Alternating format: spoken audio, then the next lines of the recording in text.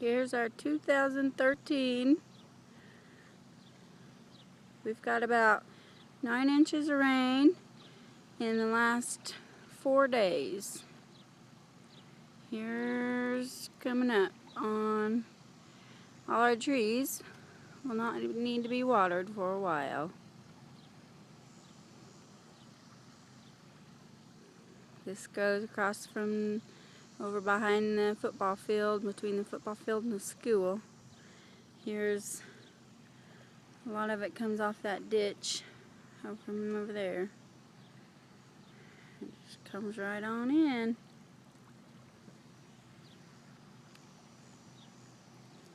This is on Thursday. We're supposed to get more rain tonight. So if you can see the clouds, it looks like we might. So